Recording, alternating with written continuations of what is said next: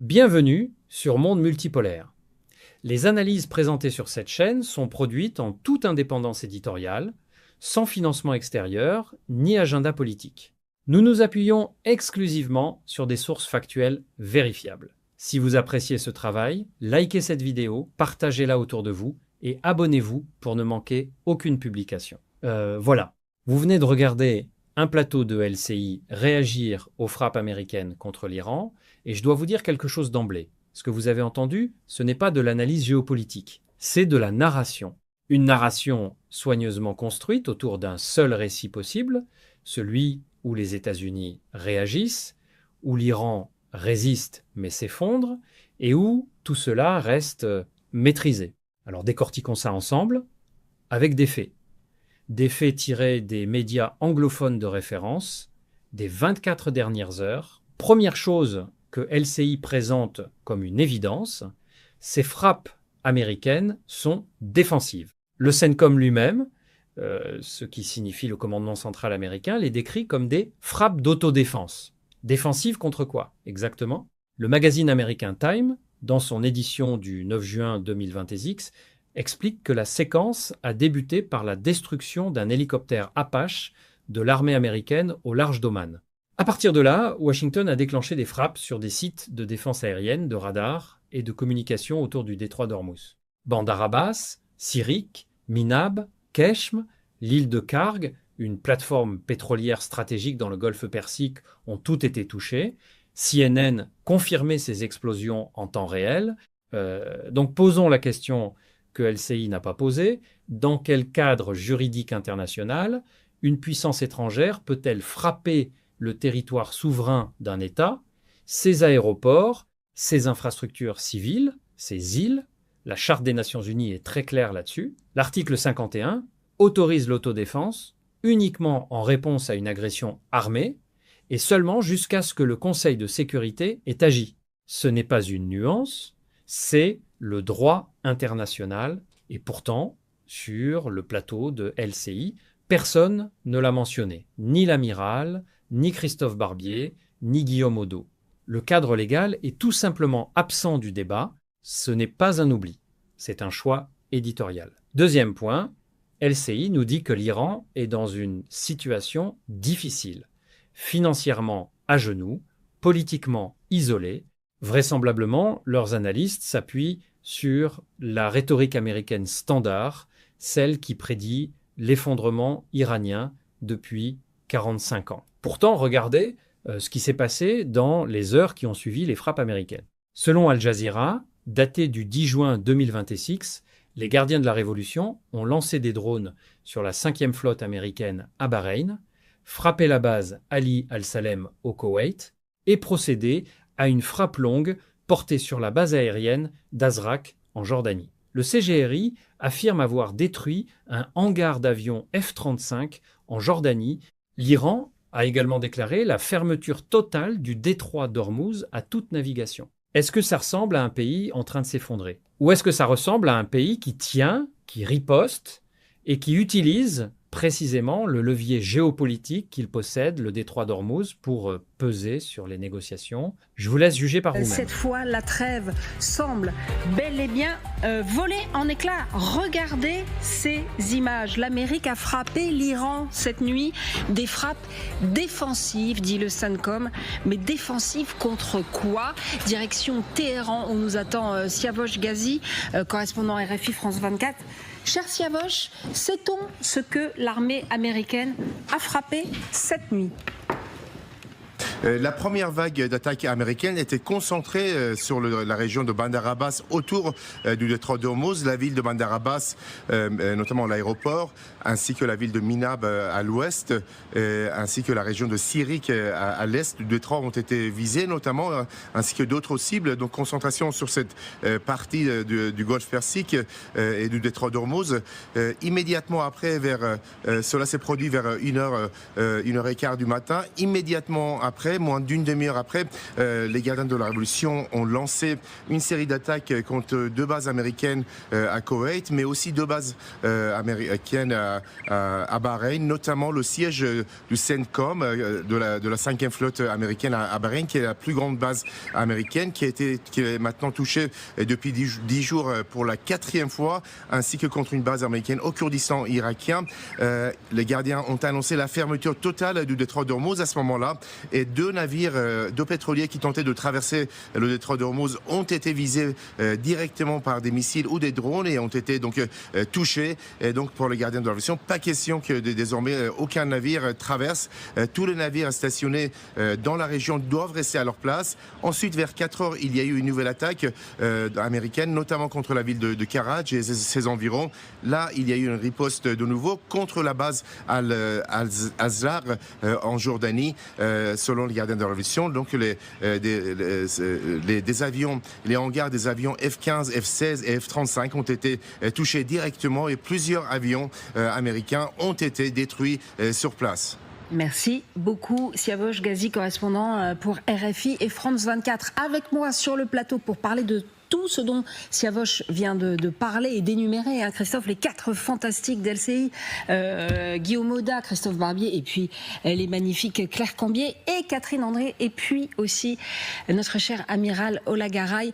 Qu'est-ce que c'est que cette nouvelle nuit de frappe? Comment vous l'interprétez, amiral? Toujours la volonté de faire pression sur les négociations, ou alors est-ce que ça veut dire qu'il y a tout simplement plus de négociations? Comment vous l'interprétez? Forte escalade maîtrisée. J'essaie encore d'employer le mot maîtrisé parce que, effectivement, les États-Unis ne se lancent pas dans une attaque totale. Donc il y a encore un peu de maîtrise. Mais la maîtrise vient de Trump. Est-ce qu'il va se maîtriser longtemps? Est-ce qu'il va écouter ses conseillers? Est-ce qu'il va trouver une solution? Nous n'en savons rien. Pour l'instant, quand même, il y a une capacité à moduler les réponses de la part des États-Unis. Et c'est un peu du tout ou rien pour l'Iran. C'est-à-dire, on ferme le détroit d'Ormuz ou on l'ouvre. C'est quand même compliqué. Donc l'Iran est quand même dans une situation difficile, mais frappe de façon assez radicale. On a l'impression que l'impasse se rétrécit pour Donald Trump quand même. Une escalade limitée, vous employeriez cet euphémisme, Guillaume? J'ai fait mes comptes en presque 2 semaines. Ça fait 6 fois qu'on assiste à un incident, disons, majeur, avec effectivement ce cycle d'attaques et de représailles de part et d'autre. Systématiquement, par le CENTCOM est employé le vocabulaire suivant. Il s'agit d'une riposte américaine de nature défensive, limitée, pondérée. Les négociations ne sont pas écartées. Ça, c'est pas le CENTCOM qui le dit, c'est pas son métier, mais du côté de Washington, c'est ce qu'on entend. Moi, je constate à minima que plus on avance en réalité dans une séquence qui percute aujourd'hui l'ouverture de la Coupe du Monde, hein, il faudra le repréciser, mais je constate une grande nervosité de part et d'autre et une nervosité croissante. C'est déjà arrivé, Christophe, qu'un pays en guerre soit l'hôte de la Coupe du Monde? Oui, la Russie en 2018, d'une certaine manière, était déjà engagée dans son conflit avec l'Ukraine. Il y avait sur la Crimée, sur le Donbass, déjà des actions de guerre, même si ça n'avait pas l'ampleur de ce que ça a actuellement. Quand vous remontez à 1934, vous avez une Italie qui organise la Coupe du Monde et qui est déjà en Afrique en train de préparer une invasion. Donc on était dans des pays qui étaient en guerre ou qui étaient déjà dans une action un peu belliqueuse. Pour revenir sur ces frappes en Iran, Catherine, l'Iran c'est toujours une boîte noire et on se demande bien comment ils peuvent tenir encore. Oui, c'est le grand mystère iranien, c'est-à-dire qu'on sait qu'ils ont une inflation aujourd'hui galopante en Iran, que la population souffre beaucoup. Malgré tout, jusqu'à présent, il y avait des réserves liées notamment aux hydrocarbures, parce qu'il y avait encore des bateaux en route dans le monde entier liés à l'Iran. Et ces réserves, en fait, selon les projections, l'Iran avait encore 1 ou 2 mois de réserves financières liées aux hydrocarbures. Mais depuis qu'il y a eu la trêve, on ne sait pas vraiment combien de bateaux iraniens également sont passés par le détroit d'Ormuz. On sait qu'ils continuent aussi des livraisons par la route. Alors évidemment, pour compenser un tanker, il faut 10 000 camions. Oui, il faut des Noria. Par la route, évidemment, il n'y a pas la même compensation. Mais oui, l'Iran est très affaibli financièrement. À quel point... Mais ne tombe pas. Mais ne tombe pas, parce que c'est un régime aujourd'hui qui joue sa survie. Et quand on joue sa survie, même si financièrement on est contraint, eh bien, malgré tout, c'est une lutte existentielle pour l'Iran qui s'est engagée. Alors, retour sur les frappes de cette nuit avec Sonia Dridi, la correspondante des LCI à Washington. Sonia, Donald Trump a réuni ses plus proches conseillers dans la soirée. Oui, l'armée américaine a annoncé hier soir avoir mené des frappes défensives contre l'Iran. Le président américain était un peu plus tôt dans la salle de crise de la Maison-Blanche, où il était notamment aux côtés du vice-président J.D. Vance, du secrétaire d'État Marco Rubio, du directeur de la CIA ou encore de ses envoyés spéciaux Steve Witkoff et Jared Kushner.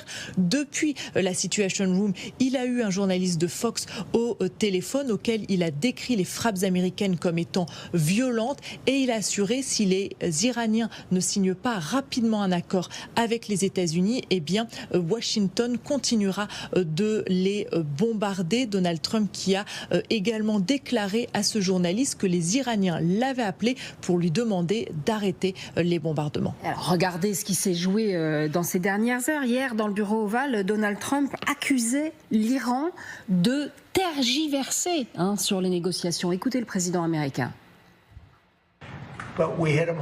On les a frappés très fort hier et on va frapper fort encore aujourd'hui. Au cas où vous l'auriez manqué, si vous n'allumez pas votre télé, on verra bien ce qu'il adviendra de l'accord. On était tout près d'un accord, mais ils n'arrêtent pas de nous mener en bateau. Ils continuent de nous prendre pour des idiots parce que, vous savez quoi ? Ils ont eu affaire à des présidents vraiment stupides. Ça me gêne de le dire, mais il y avait des gens vraiment stupides à cette table.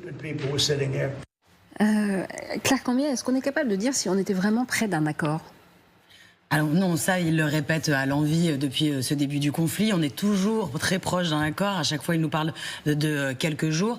Mais on voit bien qu'il se retrouve ici dans la passe. On indiquait tout à l'heure qu'on sentait le président agacé. On sent aussi son ministre de la Défense, Pete Hegseth, très agacé. Il a souligné que l'Iran jouait au jeu du chat à la souris dans ses négociations. Il a dit clairement, si les Iraniens veulent négocier avec les bombes, eh bien on négociera avec les bombes. Et on est très doué pour cela. Donc on sent quand même cette petite escalade. Ça fait quand même la deuxième nuit consécutive que des frappes sont opérées, même si ce sont des frappes limitées, comme on disait tout à l'heure. Amiral, d'après ce qu'on sait, Trump n'était pas convaincu d'intervenir, et c'est Pete Hegseth justement dont parlait Claire, et puis le général Kane qui l'ont poussé à frapper. Qui dirige vraiment la stratégie américaine au Moyen-Orient ? De toute façon, la responsabilité en vient au président Trump. Donc, qui dirige, on ne sait pas. Pas trop, maintenant c'est quand même, ça devient flou. Néanmoins, c'est lui qui assume, c'est lui qui impulse. Non, là c'est une responsabilité extrêmement personnalisée. Très personnalisée, sans doute trop personnalisée. Du côté iranien, Esmail Baghaei, qui est le porte-parole du ministère des Affaires étrangères de l'Iran, avait évidemment un discours radicalement opposé. Malheureusement, les États-Unis nuisent à ce processus diplomatique par leurs messages contradictoires, leur changement incessant de position et d'exigence, et surtout par leur violation répétée du cessez-le-feu. Non seulement les États-Unis, mais aussi le régime sioniste sapent ce processus par leur violation répétée du cessez-le-feu au Liban. Naturellement, tout processus diplomatique est compromis par le recours à la force et par des actions illégales sur le terrain. L'Iran, Guillaume, qui parle de violation répétée du cessez-le-feu, est-ce qu'on peut encore appeler ça un cessez-le-feu ou est-ce que c'est un cadre diplomatique qui est en train de s'effondrer, Guillaume ? Alors Donald Trump, il l'a qualifié lui-même de cessez-le-feu le plus violé au monde. Voilà, oui. C'est comme ça qu'il dit, lui, et qu'il répond à votre question, Anaïs. Tout ça reste dans un cadre relativement maîtrisé, comme le disait l'amiral. C'est sous le seuil d'une reprise franche des hostilités, puisque... mais jouer avec la ligne comme ça va mal finir ? Les pourparlers ne sont pas interrompus, mais oui, cette nervosité se fait d'osciller entre résilience et escalade. Si d'aventure une malencontreuse erreur est commise de part et d'autre, oui, ça peut provoquer une reprise franche des hostilités. Il suffisait par exemple que dans cet Apache qui a été détruit, touché par un drone iranien et sauvé, voilà, avant-hier, et que l'un des pilotes trouve la mort pour entraîner une réaction sans doute beaucoup plus furieuse qu'elle ne l'a été de la part des États-Unis. Donc en fait, ce qu'il faut avoir en tête, puisque vous posiez la question aussi à Claire, est-ce que cet accord, il était vraiment à portée de main? Ce qu'on sait, c'est qu'avant la grosse escalade entre l'Iran et Israël ce week-end, les États-Unis tenaient véritablement à ce que les Iraniens proposent une réponse franche et ferme à cette idée d'abandonner l'enrichissement nucléaire, de dissoudre leur stock d'uranium enrichi, d'accepter les inspections à l'avenir et d'en finir avec leur programme.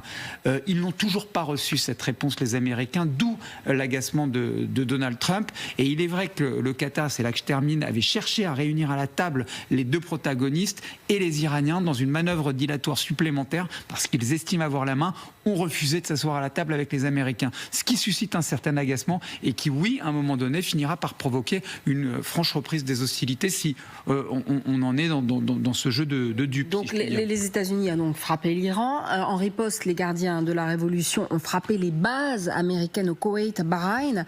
Le Koweït qui a dû fermer son espace aérien pendant quelques heures. Direction Doha, au Qatar, avec Nivin Petrous et Thibaut Bruck. Nivin, ce n'est pas la première fois que des bases américaines sont frappées dans la région. Alors non, loin de là, puisque l'Iran avait déjà visé des installations américaines en Jordanie, au Koweït et à Bahreïn hier, mais également la semaine dernière et encore les semaines précédentes. Bis repetita donc cette nuit, puisque les trois pays ont une nouvelle fois été frappés. 18 frappes au total contre le Koweït et Bahreïn, 12 missiles balistiques contre la Jordanie. Au Bahreïn, les Iraniens disent avoir frappé le quartier général de la 5e flotte américaine. En Jordanie, c'est la base aérienne d'Al-Azraq qui a été visée à l'aide de drones, des antennes de communication, des avions de combat, mais aussi des radars du système antimissile Patriot auraient été détruits durant la nuit. Pourquoi auraient été détruits? Parce que cette information, évidemment, elle est à prendre avec énormément de pincettes. Déjà hier, Téhéran affirmait avoir visé ces trois pays. Déjà hier, Téhéran affirmait avoir provoqué des dégâts majeurs, mais aucune image n'a filtré. Preuve peut-être qu'il ne s'agit une nouvelle fois que de simples déclarations et non pas de faits avérés, comme le suggèrent pourtant les agences de presse iraniennes depuis ces dernières heures. Voilà, on arrive maintenant au cœur du débat économique sur ce plateau de LCI, et c'est sûrement la partie la plus intéressante, parce que c'est là que les chiffres, pour une fois, parlent d'eux-mêmes. Et ils contredisent frontalement plusieurs affirmations du plateau. Commençons par Donald Trump lui-même. Sur LCI, on l'a entendu se féliciter d'avoir fait sortir ce qu'il appelle des millions de barils du détroit, en décrivant des opérations secrètes nocturnes. Il a promis un prix de l'essence à $1,85 le gallon très prochainement. Voici la réalité, telle qu'elle a été rapportée par le New York Times et relayée par la correspondante de LCI elle-même, avec une honnêteté que je salue au passage. Les navires escortés ont dû éteindre leurs transpondeurs, naviguer de nuit et emprunter des itinéraires alternatifs.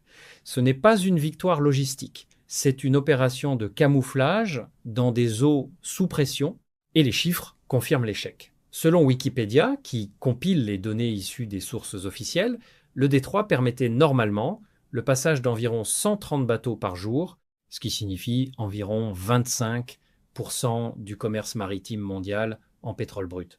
Depuis le début de la crise, on parle de 200 navires passés en plusieurs semaines. Ce n'est pas une compensation, c'est un filet. Maintenant, venons-en à l'inflation. Catherine André, sur LCI, a correctement mentionné le chiffre de 4,2% pour le mois de mai 2026. Mais elle n'a pas dit ce que les médias américains ont dit très clairement. Le Washington Times, CBS News et Tech Times, tous publiés le 10 juin, confirment que c'est le niveau d'inflation le plus élevé depuis 3 ans aux États-Unis, avec l'énergie comme principal moteur, plus 40,5% sur les prix de l'essence en un an. La banque JP Morgan prévoit désormais 0 baisse de taux en 2026 et une possible hausse au 3e trimestre 2027. Et voilà ce que LCI n'a pas dit. Les salaires réels américains, ce qui signifie les salaires corrigés de l'inflation, ont baissé 2 mois de suite. Moins 0,7% en mai, selon Tech Times, ce qui signifie que les Américains ordinaires sont en train de s'appauvrir pendant que Washington bombarde. L'amiral sur le plateau a dit quelque chose de très révélateur. Il a dit que les marchés se sont habitués aux mensonges de Trump. Je cite, parce que c'est lui qui a employé ce mot, pas moi. Mais ce que ça traduit en réalité, c'est quelque chose de beaucoup plus profond. Les marchés ne croient plus à l'efficacité de la stratégie américaine. Ils parient sur une sortie de crise sans qu'il y ait aucun fondement rationnel à ce pari. C'est de la foi, pas de l'analyse. Passons maintenant à un angle totalement absent de ce plateau. Les pays du Golfe. LCI les a mentionnés comme des victimes passives, des alliés fidèles maintenus en vie uniquement grâce aux intercepteurs américains. C'est une lecture qui ignore complètement la réalité géopolitique en cours. Le think tank Soufin Center, dans une analyse publiée le 14 mai 2026, explique très clairement que l'Arabie saoudite mène une stratégie d'accommodation envers l'Iran, vraisemblablement dans le but de ne pas être totalement entraîné dans un conflit qui menace ses plans de diversification économique, ce qu'on appelle Vision 2030. La plupart des États arabes du Golfe suivent Riyad dans cette posture. L'Atlantic Council, ce qui signifie un think tank atlantiste, pro-OTAN, certainement pas une source pro-iranienne, confirme, dans une analyse de mars 2026, que les États du Conseil de coopération du Golfe sont au centre d'une incertitude profonde et que leur loyauté vie de Washington n'est plus automatique. Ce n'est pas Monde Multipolaire qui le dit, c'est l'Atlantic Council. Et c'est exactement ce que le président iranien Massoud Pezeshkian tente de mettre en avant. L'idée que les pays de la région prennent leur distance par rapport à l'Amérique et à Israël. Christophe Barbier sur LCI a parlé de fissures plutôt que de fractures. Mais les sources elles-mêmes atlantistes, répétons-le, utilisent les mots « différence significative » et « incertitude profonde ». La sémantique est parfois révélatrice de ce qu'on ne veut pas voir. Merci beaucoup Nivine Potros avec Thibaut Bruck en direct à Doha au Qatar. Alors le président américain, pour sa part, lui, il assume une posture de fermeté. Écoutez-le. Nous devons sortir de cette situation de ni guerre ni paix. La guerre n'est certainement pas dans l'intérêt du pays. Mais s'ils pensent qu'en violant notre dignité, notre territoire et notre patrie, nous allons capituler ou reculer, qu'ils n'y comptent pas. Ce n'est pas une situation dans laquelle nous céderons. Amiral, est-ce qu'on a une idée de pourquoi l'Iran choisit le Bahreïn notamment dans sa communication et dans ses frappes? Parce qu'il y a des forces américaines très importantes au Bahreïn, de la même façon qu'ils frappent le Koweït de façon très forte. Les Iraniens, Slavoj Gali disait que prétendent avoir détruit des avions américains, des choses comme ça. On n'a pas véritablement de confirmation. Je ne sais pas d'ailleurs si on sait quelque chose. Très souvent, les Américains, au début de la guerre en tout cas, ont caché le fait qu'ils avaient été beaucoup plus durement touchés qu'on ne le pensait. Donc il y a une capacité aussi à cacher les dégâts. Pour les minimiser peut-être, mais comme l'a dit M. Oda, effectivement, s'il y avait eu un soldat américain tué dans l'Apache, souvenez-vous de ce qu'a dit Trump auparavant. Il a dit si un soldat américain est touché, je détruis l'Iran. Il dit tellement de choses, amiral. Oui, mais enfin, de temps en temps, il faut bien essayer d'en rappeler quelques-unes. On ne sait pas, parce que pour essayer de décrypter cette espèce d'escalade. En tout cas, ce qu'on a noté, c'est que, quand même, Vance a dit qu'avec Netanyahou, il pouvait y avoir des divergences.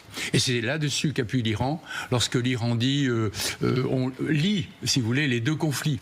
Et essaie d'enfoncer un coin entre les États-Unis et Israël. On écoute toujours Massoud Pezeshkian, le président iranien. Il lie effectivement.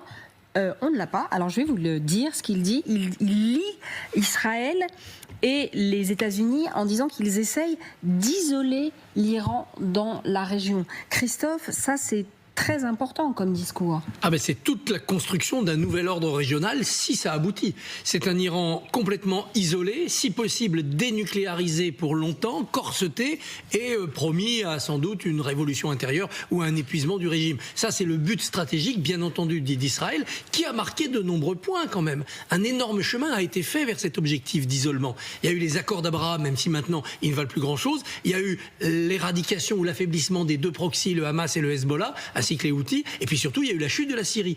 Donc cet Iran replié sur lui-même, isolé, affaibli, on en prend le chemin. Évidemment, le dernier acte, qui devait être réglé en quelques semaines, il patauge. Alors que sait-on exactement de l'étouffement économique du régime iranien? Que sait-on exactement de la réorganisation éventuelle d'une protestation populaire qu'on ne voit plus surgir?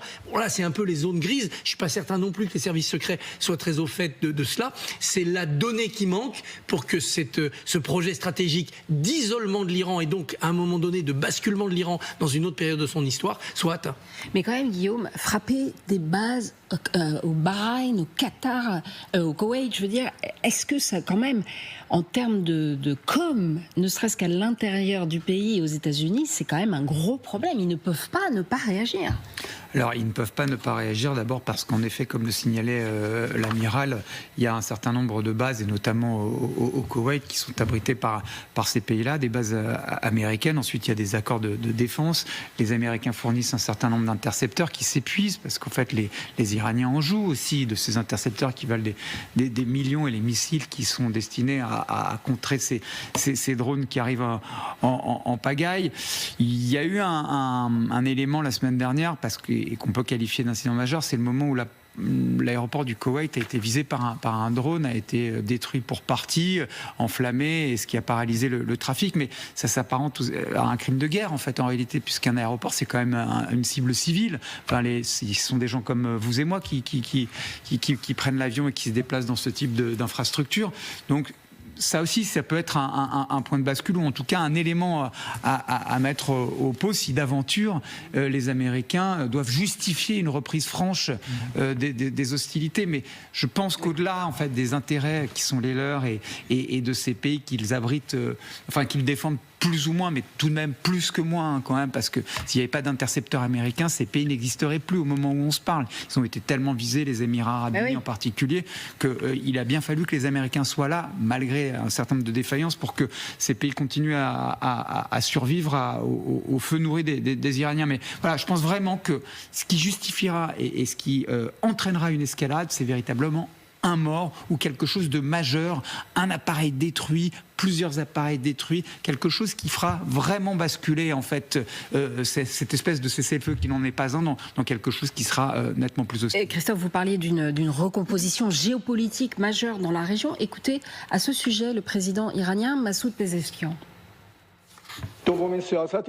La deuxième politique qu'ils ont menée a consisté précisément à monter les pays arabes et musulmans contre nous, les Iraniens. Ce qui, avec les politiques actuellement en cours et celles que poursuit notre cher guide, est également en train d'être déjoué. Cela amène les pays de la région à prendre leur distance vis-à-vis de l'Amérique et d'Israël. Et ce processus est en cours. Quand il dit que ces pays-là prennent leur distance, le président iranien, avec Washington, est-ce qu'on voit réellement des fractures, Christophe, entre ces pays arabes pro-américains et les États-Unis ? Des fractures, non, pas encore. Des fissures, des tensions, des prises de distance. Oui, on le voit clairement quand même.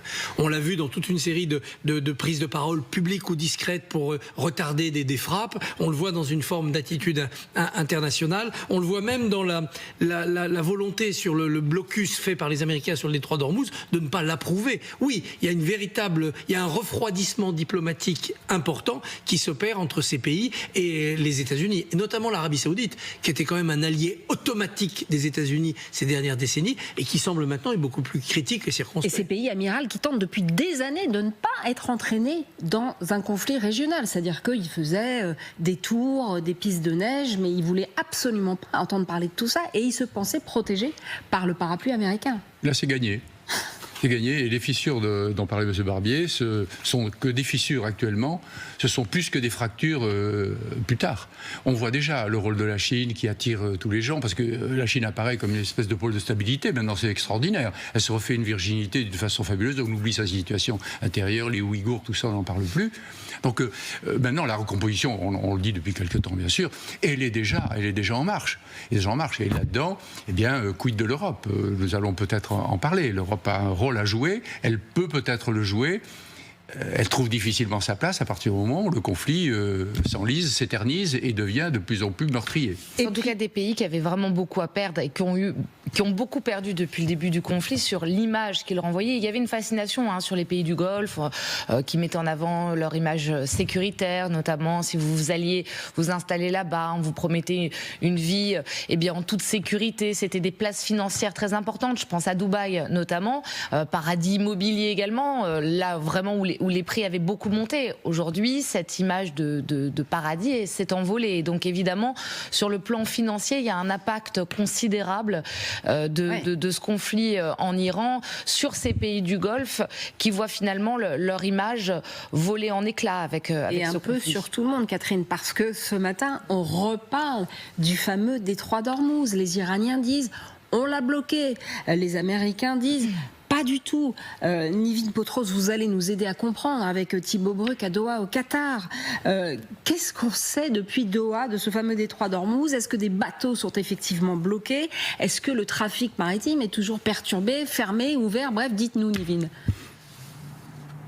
Alors évidemment, c'est très difficile à dire parce que cette guerre, elle est aussi, et j'ai même envie de dire, elle est surtout informationnelle. Des deux côtés, on explique contrôler entièrement le détroit d'Ormuz. En réalité, il n'en est rien. Hier, Donald Trump a affirmé que les États-Unis étaient parvenus à faire sortir 22 navires du détroit d'Ormuz la nuit précédente. Sauf que dans les faits, et comme toujours, j'ai envie de dire avec Donald Trump, eh bien la réalité est un peu plus compliquée, puisque selon un responsable militaire américain cité par nos confrères du New York Times, c'est bien en fait les États-Unis, ils ont principalement escorté des navires en leur suggérant plusieurs choses. D'abord, d'éteindre leurs transpondeurs pour ne pas être détectés par les radars iraniens, en leur conseillant aussi de naviguer de nuit, en leur conseillant d'emprunter un itinéraire bis qui aurait donc été dessiné par les Américains. Selon Donald Trump, les Iraniens ne posséderaient pas de radar capable de repérer les bateaux de nuit, d'où ces conseils émis par Washington. Sauf que tous les experts sont unanimes, il n'en est en réalité rien. Téhéran était vraisemblablement au courant des manœuvres américaines. Et d'ailleurs, on ne peut pas vraiment parler d'une opération exceptionnelle, comme l'a dit hier soir le président américain, parce que ce n'est pas la première fois que ça arrive.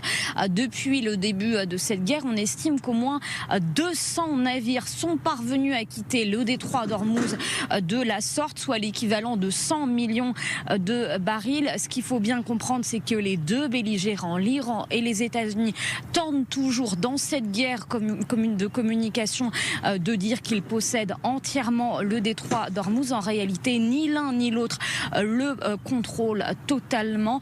Ce bras de mer, il est toujours à la merci des Américains et des Iraniens. Merci beaucoup, Nivine Potros, avec Thibaut Bruck à Doha, au Qatar. Catherine, quand on prononce le mot d'Ormuz, comment réagissent les marchés ?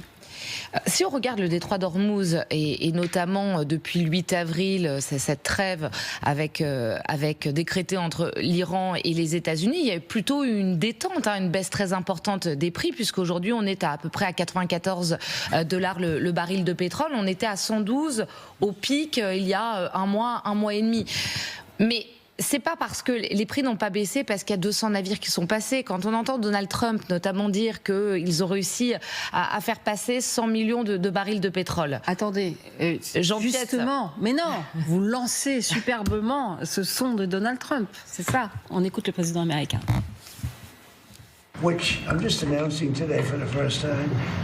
C'est la première fois que je l'annonce, mais nous avons sorti des millions de barils de pétrole. Chaque nuit, nous récupérions des barils. Maintenant qu'ils viennent de le découvrir, je peux vous le dire.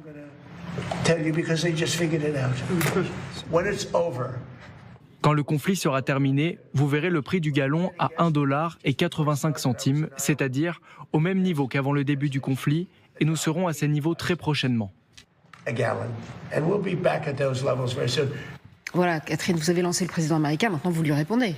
C'est-à-dire que 100 millions de barils de pétrole, c'est ce que le président américain affirme avoir réussi à faire passer via des opérations secrètes. Alors évidemment, c'est pas rien, c'est une journée de consommation mondiale. Mais pour autant, une journée, Catherine. Oui, c'est pas rien, mais enfin, vous voyez le nombre de jours c'est pas beaucoup non plus. Aujourd'hui. Oui. L'équivalent d'une journée, c'était une opération qui a duré 1 mois. Donc voilà, exactement. Donc, 104 jours. Voilà, et vous voyez que rapporté au nombre de jours que représente cette guerre en Iran, finalement, ces passages de bateaux, ça reste quand même bien en dessous du trafic normal. C'était 130 bateaux qui passaient normalement chaque jour. Là, on dit que ces dernières semaines, il y a 200 bateaux qui sont passés. Donc, ça ne compense absolument pas le manque de pétrole. Et c'est pas ces opérations secrètes qui ont fait baisser le prix du baril. Ce qui a fait baisser le prix du baril, c'est le fait que les investisseurs, à un moment donné, ont cru en une détente, ont cru en ce cessez-le-feu, ont voulu croire justement en cette détente et continuent d'ailleurs d'y croire parce que le marché est assez résilient. Les places financières continuent de parier sur le fait que ce conflit, à un moment, va se terminer ou en tout cas rester dans la phase où il est actuellement. Oui, deux petits éléments simplement factuels pour illustrer le propos. D'abord, sur cette disons escarmouche là qui vient de se produire, les Iraniens ont dit cette fois-ci on attaquera tous les bateaux qui tenteraient de s'aventurer dans ce détroit. Ce qui indique une certaine nervosité de la part des Iraniens. Et le deuxième élément, c'est qu'effectivement, ils exigent dans leur pourparlers que les Américains dégèlent ces fameux avoirs qui sont détenus au Qatar, 12 à 25 milliards de dollars, ce qui veut dire qu'ils sont aux abois financièrement. Et donc, de mon point de vue, j'en déduis que ce bras de fer sur un bras de mer, pour le moment, il est remporté par les Américains. On peut souligner d'ailleurs que le centre des opérations commerciales maritimes du Royaume-Uni, qu'on suit régulièrement et qui annonce les attaques dans les Trois, a dévoilé un rapport ce matin, nouvelle attaque contre un pétrolier au large des côtes d'Oman. Et un incendie s'est déclaré dans la salle des machines. À voir donc si les Iraniens n'ont pas de nouveau frappé pour empêcher un bateau de passer, ce qu'ils ont promis cette nuit. Amiral, pour rebondir sur ce que disait Catherine, finalement, les investisseurs sont pas si, comment dirais-je, à la peine, pas si angoissés. Est-ce que c'est parce que tout le monde sait bien que, en fait, Donald Trump n'ira jamais beaucoup plus loin ? Les marchés sont comme nous. Ils sont lassés des mensonges de Trump. D'ailleurs, votre métier devient extraordinairement difficile parce que commenter les mensonges, bon. Donc, Trump ne s'est pas fait des alliés dans les chaînes d'information. Il ne s'est pas non plus fait des alliés au sein des marchés. Les marchés, comme vous l'avez souligné, André, plafonnent le prix du baril en dessous de $200, qui est, semble-t-il, maintenant une espèce d'étiage. Donc, tout le monde s'est un peu lassé et s'est un peu habitué manifestement à ces trappes. Enfin, nous allons voir aujourd'hui la réaction des marchés américains en particulier, où les Européens sont beaucoup plus prudents, ne seront certainement pas en hausse. Enfin, je sors un peu de mon domaine de compétences. Néanmoins, je suis ça quand même d'assez près. Et tout le monde s'habitue à ça. Alors, est-ce que Trump va commencer à s'en apercevoir aussi ? Est-ce que, là aussi, il voit qu'il est dans une impasse ? Alors bien sûr, en plus la Fed risque de faire remonter les taux un de ces jours, BCE bientôt, c'est pas bon pour lui. Donc comment va-t-il réagir, lui qui semble-t-il a l'œil fixé sur l'état des marchés ? Ouais, parce que pendant que les frappes s'enchaînent, Catherine, un chiffre est tombé hier aux États-Unis. À l'inflation, 4,2% en mai. La facture énergétique explose, bien sûr, depuis le début du conflit. Mais ça n'entame pas la joie de Donald Trump. Écoutez-le. Êtes-vous inquiet face aux derniers chiffres de l'inflation publiés ce matin ? Cela pourrait-il être un signe ? Non, j'adore ça. J'adore l'inflation, dit le président américain, à quelques mois maintenant des midterms. Comment vous interprétez ça, Catherine ? Parce qu'on dit généralement qu'un peu d'inflation, c'est pas mauvais pour l'économie. Autour de 2%, c'est plutôt une inflation qui permet de faire tourner l'économie. Donc c'est dans ce sens-là qu'il dit qu'il aime l'inflation. Sauf qu'à 4,3% d'inflation aux États-Unis, c'est le plus haut taux depuis 3 ans. Et donc non, il n'aime pas l'inflation. C'est plus 40% sur le prix du pétrole aux États-Unis. Évidemment, on sait que les Américains sont accros à la voiture, en ont vraiment beaucoup besoin pour se déplacer. L'inflation, c'est une très mauvaise nouvelle aux États-Unis. Il y a aussi de l'inflation alimentaire et ça, c'est la conséquence vraiment directe de cette guerre en Iran qui a relancé ce phénomène inflationniste qui est parti de l'énergie et qui commence à se diffuser au reste de l'économie parce que de l'énergie, on en utilise absolument dans tous les secteurs, hein, par exemple beaucoup dans l'agroalimentaire. Et donc cette inflation qui remonte, voilà, Donald Trump, c'est de la provoque, mais effectivement, il ne peut pas se satisfaire d'une inflation à 4%, d'autant plus qu'il sait derrière que ça va entraîner un mécanisme de réaction des banques qui vont augmenter, alors c'est un peu barbare, mais elles vont augmenter leur taux d'intérêt pour calmer l'inflation. Et ça va jouer aussi en Europe, on va en être la victime, et même en France, et ça va avoir, Catherine, un poids, enfin, comment dirais-je, un problème pour les taux d'intérêt sur l'immobilier en France, carrément, c'est mais pas que sur le taux d'aile des papillons. Effectivement, on va avoir une annonce d'augmentation des taux de la Banque Centrale Européenne. C'était pas arrivé depuis 3 ans, donc c'est quand même pas rien. Et le problème, c'est que la Banque Européenne, la Banque Centrale est coincée à la fois. Elle doit remonter les taux pour calmer l'inflation qui est autour de 3% en Europe. Mais d'un autre côté, quand vous augmentez les taux, eh bien, le coût du crédit est beaucoup plus élevé pour les entreprises, pour se financer. Donc, le risque, c'est de casser la croissance. On sait très bien qu'on n'a déjà pas beaucoup de croissance en Europe. Et évidemment, le risque aussi, c'est le marché immobilier. Il y a une reprise dans l'ancien sur le marché immobilier, petite reprise fragilisée par la hausse des taux d'intérêt qui se profilent pour ceux qui avaient un projet immobilier. Oui, toujours pour compléter sur l'aspect économique, l'Union européenne vient d'annoncer le déblocage de 500 millions d'euros à destination des agriculteurs pour leur permettre d'acheter des engrais azotés. Parce que c'est ça la question cruciale qui inquiète, en tout cas en France, et nos agriculteurs et l'Union européenne. Voilà. On arrive à la fin de ce plateau. Et c'est maintenant que les choses deviennent vraiment intéressantes. Parce que, sans le formuler explicitement, les commentateurs de LCI ont en réalité confirmé une grande partie de la thèse multipolaire. Pas complètement, pas clairement, mais les faits qu'ils ont égrenés tout au long de l'émission dessinent un tableau que leur cadre narratif ne leur permet pas d'assembler. Permettez-moi de le faire pour eux. Premier constat, la guerre en Iran n'est pas en train d'isoler l'Iran. Elle est en train d'isoler les États-Unis. L'amiral sur le plateau a eu cette formule remarquable. La Chine apparaît comme un pôle de stabilité.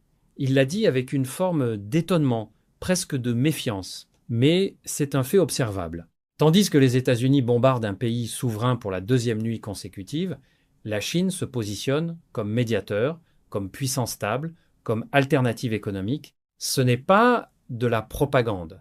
C'est la lecture que font aujourd'hui une majorité de pays non occidentaux. Revenons aux faits militaires. Selon Iran International, daté du 11 juin 2026, les gardiens de la Révolution ont déclaré le détroit d'Ormuz fermé à toute navigation. La formulation est sans ambiguïté. Tout navire tentant de transiter dans le détroit sera ciblé. Ces mots ont été publiés. Ils sont vérifiables. Pendant ce temps, selon Business Standard du 11 juin, CENTCOM a annoncé une 2e nuit de frappe à partir de 17h, 15h de l'Est, le 10 juin, frappant des cibles supplémentaires à Bandar Abbas, Sirik, Keshm, l'île d'Engam.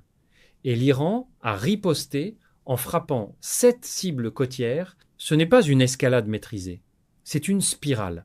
Deuxième constat, le coût humain et économique de cette guerre est désormais mesurable et il est considérable, y compris pour les États-Unis eux-mêmes. L'OCDE avait prévu, dès ses premières projections, que l'inflation américaine atteindrait 4,2% si le conflit se prolongeait. Ce chiffre est désormais réel. Il est publié, il a été confirmé par CBS News, le Washington Times et des dizaines d'autres sources américaines le 10 juin 2020. Goldman Sachs estimait que le baril de Brent pourrait atteindre $140 dans un scénario adverse. Nous sommes actuellement autour de $94, ce qui signifie toujours 43% au-dessus des niveaux d'avant-guerre. Les ménages américains ont déboursé en moyenne 8,4 milliards de dollars supplémentaires en carburant dans le seul premier mois du conflit, selon le Comité économique mixte du Congrès américain. Je le répète, c'est le Congrès américain qui publie ce chiffre, pas Téhéran. Troisième constat, le récit de l'effondrement iranien est un récit, pas une analyse. LCI nous dit que l'Iran est un mystère, une boîte noire, un régime qui tient malgré l'inflation galopante, les réserves qui s'épuisent, l'isolement régional, mais remarquez la structure du discours. On reconnaît que l'Iran tient, puis on invente une explication lutte existentielle, sans se demander pourquoi, après plus de 3 mois de guerre, après les frappes de la nuit du 9 au 10 juin, après la fermeture proclamée du détroit, l'Iran n'est toujours pas à genoux. La réponse se trouve dans la géographie, pas dans la psychologie. Le détroit d'Ormuz, ce bras de mer de 33 km dans sa partie la plus étroite, constitue le verrou du commerce énergétique mondial. 25% du pétrole brut mondial, 20% du gaz naturel liquéfié transitent par là. Aucun bombardement ne peut déplacer cette réalité géographique. L'Iran n'a pas besoin de gagner militairement. Il lui suffit de rendre le détroit inutilisable pour imposer un coût économique insupportable à l'adversaire. C'est exactement ce qu'il est en train de faire. Quatrième constat, le cadre narratif de LCI est structurellement incapable d'analyser ce conflit correctement. Observez comment la question du droit international n'est jamais posée. Observez comment les pertes américaines, 15 soldats tués, 543 blessés, selon Wikipédia, ne sont jamais évoquées. Observez comment les 3468 Iraniens tués depuis le début du conflit, dont 1221 militaires et 1701 civils, selon l'organisation de droits humains Ashrana, sont absents du plateau. Observez comment on parle de la Russie en 2010 à 8 et de l'Italie en 1934 pour évoquer des pays en guerre pendant la Coupe du Monde. Ce qui signifie qu'on normalise implicitement l'agression sans jamais nommer ce que cette guerre représente en termes de droit international. Une opération militaire unilatérale contre un État souverain déclenchée sans mandat du Conseil de sécurité.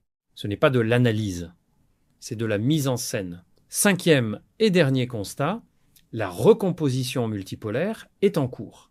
Et LCI le dit lui-même, sans le voir. Christophe Barbier parle d'un refroidissement diplomatique entre les pays du Golfe et Washington. L'amiral parle d'un rôle croissant de la Chine. Guillaume Audeau parle de nervosité croissante de part et d'autre. Tous ces éléments convergent vers un seul diagnostic. L'hégémonie américaine au Moyen-Orient est en train de se fissurer, non par la force iranienne seule, mais par la logique structurelle d'un système mondial qui ne tient plus à ce que les règles soient fixées unilatéralement par Washington. C'est exactement ce que nous analysons sur cette chaîne, semaine après semaine, non pas parce que nous sommes favorables à l'Iran ou hostiles aux États-Unis par principe, mais parce que les faits, tirés de sources américaines et atlantistes, nous conduisent à ce diagnostic. La multipolarité n'est pas une idéologie, c'est une description du monde tel qu'il est en train de devenir. Mais si vous ne me croyez pas, écoutez maintenant ce que France 24 elle-même a mis en lumière cette nuit, et voyons ensemble ce que ses correspondants ont dit, sans le réaliser, qui confirme exactement ce diagnostic. Siabosh Ghazi, bonjour, merci d'être avec nous en direct depuis Téhéran. Alors, quelles sont les cibles qui ont été visées à la fois par les États-Unis et par l'Iran ? Alors, l'attaque américaine a commencé vers 1h du matin environ, était concentrée sur des points, des villes tout autour du détroit d'Ormuz, Bandar Abbas, l'île de Rechm, la région de Syrie qui est à l'est du détroit d'Ormuz, la ville de Minab à l'ouest, un peu plus au nord. Donc, il y a eu des frappes sur cette zone. Par exemple, l'aéroport de Bandar Abbas, une partie de l'aéroport a été visée.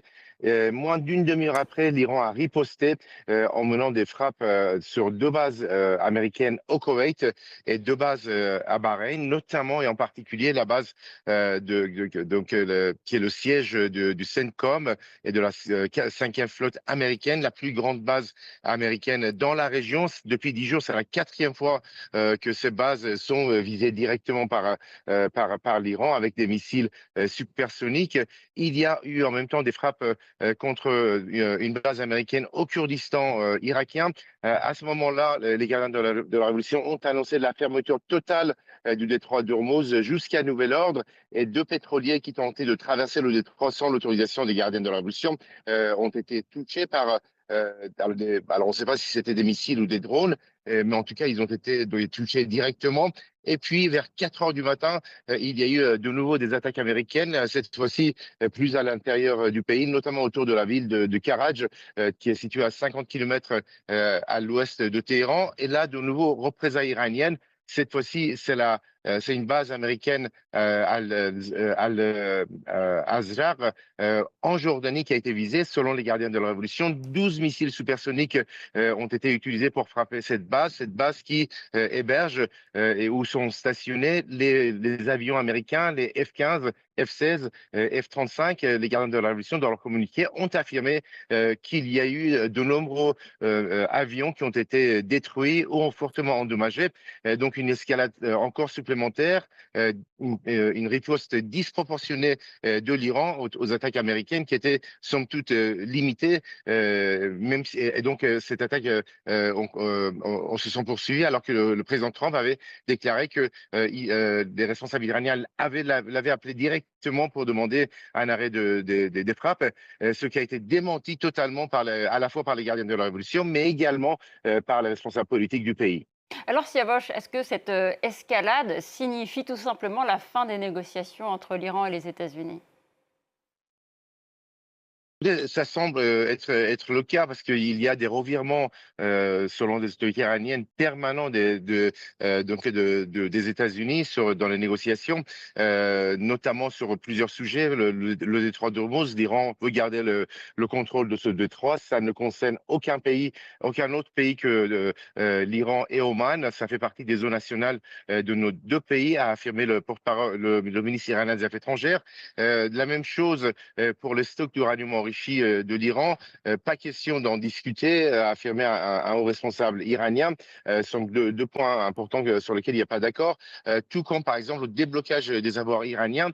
Et au fur et à mesure qu'on va dans l'escalade, on sent que la position de l'Iran se durcit. On le voit avec ces frappes disproportionnées à la fois contre Israël, mais aussi contre les États-Unis. L'objectif de l'Iran, c'est de faire partir, de pousser les Américains en dehors de la région, mais aussi d'établir un nouveau rapport de force, une nouvelle donne dans la région, ce qui est inadmissible pour Israël, comme cela a été affirmé par Benjamin Netanyahou il y a 2 jours, lorsqu'il a affirmé que l'Iran et ses alliés essayent de créer une nouvelle donne dans la région et nous ne l'acceptons pas, a affirmé le Premier ministre israélien. Voilà, vous venez d'entendre les correspondants de France, 24 depuis Washington et depuis Téhéran, et je dois vous dire quelque chose. Cet extrait est sûrement l'un des plus honnêtes que j'ai écouté depuis le début de ce conflit, non pas parce qu'il défend notre ligne éditoriale, mais parce qu'il la confirme malgré lui. Écoutez ce que Mathieu Mabin a dit mot pour mot depuis Washington. Il a affirmé que les premiers éléments suggèrent que chaque camp cherche encore à envoyer un message, plutôt qu'à ouvrir une guerre régionale incontrôlable, ce qui signifie, en langage non diplomatique, personne ne veut réellement cette guerre jusqu'au bout. Ni Washington, ni Téhéran. Et c'est précisément ce que nous disions depuis le début sur Monde Multipolaire. Cette guerre n'est pas une guerre de destruction totale. C'est une guerre de positionnement. Chaque frappe est un message. Chaque riposte est une réponse à ce message. Et derrière tout ça, il y a une négociation difficile, douloureuse, mais réelle. Le correspondant depuis Téhéran l'a confirmé, Ali Bagheri, numéro 2 du Conseil suprême de la sécurité nationale iranien, a affirmé que le fil diplomatique n'était pas rompu, que des échanges de documents se poursuivaient par l'intermédiaire du Pakistan et du Qatar. Ce n'est pas anodin. Ce sont des canaux de médiation qui fonctionnent. Mais voici le point le plus important, celui que France 24 a mentionné sans en tirer les conclusions qui s'imposent. L'Iran a dit clairement qu'il n'était pas question de discuter de ces stocks d'uranium enrichi. Et ce n'est pas une posture de négociation, c'est une position de principes ancrés dans le droit international. Permettez-moi d'être très précis sur ce point, parce que c'est sûrement la clé de tout ce conflit. L'Agence internationale de l'énergie atomique, ce qui signifie l'AIEA, l'organisation de l'ONU chargée du contrôle nucléaire, estimait les stocks iraniens à environ 440 kg d'uranium, enrichi à 60%. Washington exige soit le transfert de ces stocks à l'étranger, soit l'arrêt de tout enrichissement pendant au moins 20 ans. Or, l'Arms Control Association, un think tank américain spécialisé dans la non-prolifération, certainement pas une source pro-iranienne, a publié en avril 2020 une analyse très détaillée qui conclut que les négociateurs américains n'étaient pas préparés à des pourparlers sérieux. Selon cette analyse, il est vraisemblable que Trump avait déjà décidé d'aller en guerre avant la fin du 3e cycle de négociations à Genève, ce qui signifie que les négociations elles-mêmes n'étaient pas menées de bonne foi du côté américain. C'est pas une rumeur, c'est l'Arms Control Association, publiée, vérifiable, disponible en ligne. Alors oui, la diplomatie se poursuit. Oui, le fil n'est pas rompu. Mais le vrai obstacle n'est pas la mauvaise volonté iranienne. C'est l'impossibilité structurelle pour Washington d'accepter un Iran nucléairement souverain, même civil, même encadré, même vérifié. Et tant que cet obstacle-là n'est pas nommé, honnêtement, aucun accord durable ne sera possible. C'est ça le vrai dossier. C'est ça la vraie guerre. Monde multipolaire continuera à vous en rendre compte avec des faits, des sources vérifiables et sans agenda. Si cette analyse vous a été utile, likez cette vidéo, partagez-la autour de vous et abonnez-vous pour ne rien manquer. La prochaine vidéo arrive très bientôt. À bientôt.